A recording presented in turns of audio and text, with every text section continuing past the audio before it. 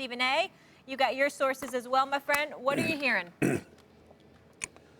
Max, in the aftermath of yesterday's show, Max Molly, in the aftermath of yesterday's show on First Take, before I did my radio show on ESPN Radio, I got a call from a couple of sources. One of them was within the Clippers organization. I was informed that this is what happened. Trevor Ariza was looking to go into the Clippers locker room. There's a back entrance there where the players' lounge is, where they eat. But beyond that is an entrance where you can get from one locker room to another without ever coming out front. Supposedly, even though one would surmise maybe some visiting players knew about it, obviously because CP3 is on Houston and he was on the Clippers last year, he clearly knew about it. Trevor Ariza came up in there. CP3 was right behind him. And then ultimately James Harden came behind him. Trevor Ariza was trying to get at Austin Rivers, was yelling at Blake Griffin. DeAndre Jordan's locker is closest to the training room because they got to come through the trainer's room in order to get to the locker room. DeAndre Jordan stood provided the blockade and said, y'all ain't getting in here. No way, that's not happening.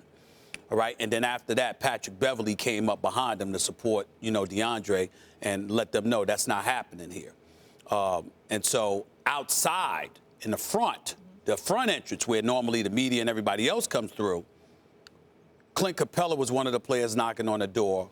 And according to the Clippers, 6 members of the Houston Rockets were on the outside trying to come in through there.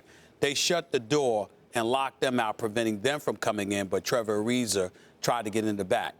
According to the Clippers, I have not spoken to CP3, I have not spoken to James Harden or Trevor Ariza, but according to the Clippers sources, they said CP3 was behind Trevor Ariza. And even though CP3 did nothing himself to instigate matters, he did nothing to stop Trevor Ariza. So the Clippers, in a sense, is pointing the finger at CP3. Now, in fairness to CP3, what we have to take into consideration is the fact that regardless of how folks have tried to deny it, there's some bad blood there.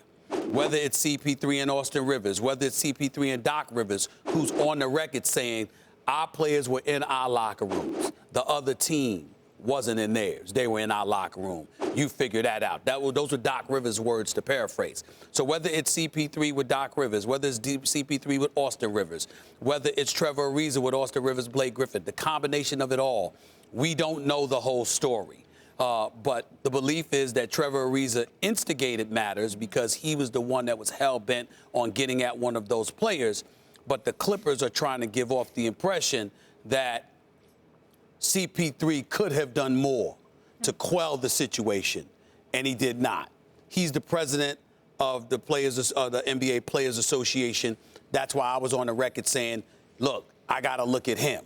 I don't think that CP3, I think he's just too much of a professional and too classy and cognizant of his image and cognizant of what is at stake to instigate anything. Yeah. I do believe that.